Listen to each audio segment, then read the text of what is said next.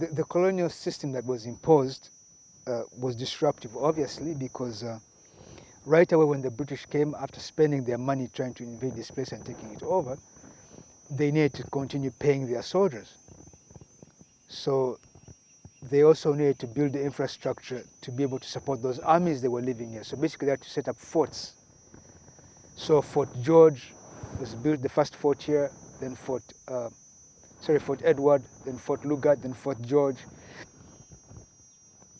Fort Portal. So they built forts, and they could not build forts with the soldiers they had, so they had to use forced labor. So they basically enslaved people to do this. They would just come to your village and take all the men and make you carry stones and chop trees down and build a fort by force. And if you refused, they shot you.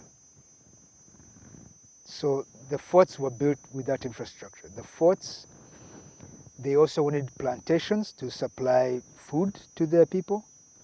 So they took over the farms. They also needed to get people to grow cotton or the products that they could grow here, which were required for supplying the Imperial British East African Company offices and the offices of the British Foreign Office and whatever. So they did all these things, and they had to actually, they built a railroad from 1896. It arrived here, I think, in 1950s to collect copper. But before the railroad came, they were already taking copper overland. So it's not that they started taking copper in 1896. Actually, no, 1891. 1892, 1894. They were collecting copper from here.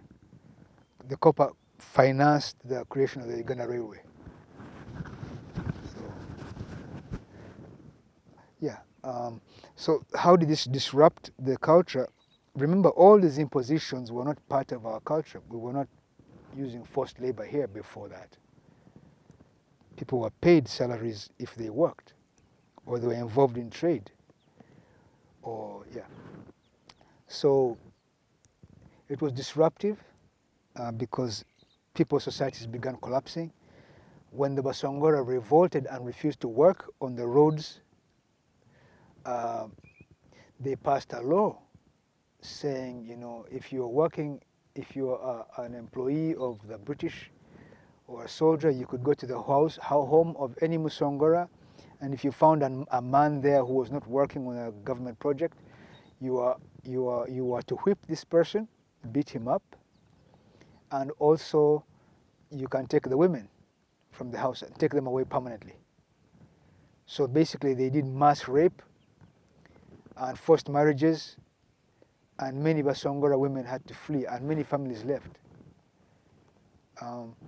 It got so bad that the officials who were working with Lugard, the other soldiers, actually filed a complaint with the British government against Lugard and against Owen Roddy, the one who Owen Fall's name is named after, Owen Fall's Dam, and several other senior officers.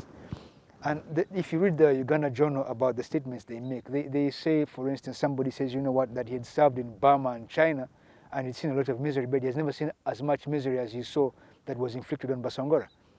So this is somebody who's fought as a mercenary in many parts of the world, and he says, you know what, we are actually doing a lot of damage to these people that's never been done anywhere else. So that's very disruptive for the culture. And of course, the culture cannot exist in a state of genocide. If you go from 1 million people to 1,100, you can imagine that the contradiction there is massive. So of course, in the case of Busongora, it was extremely disruptive. Our culture died, our language disappeared almost, and we're now trying to revive those things by unearthing the history that existed prior to that. The names of the areas here have been changed, so that's the things. Those are the things that happened that are bad to Busongora. Had they not used the violence they did, there is no reason Busongora Kingdom would not have continued to exist and develop the way other nations develop, say as Japan would have or any other place.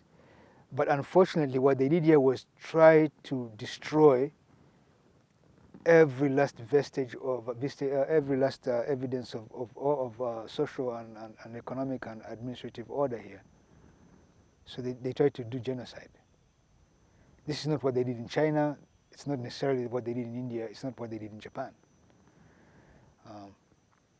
But in terms of technology at the time, there was absolutely no difference between all these areas around the world. We could have survived as a normal country would be.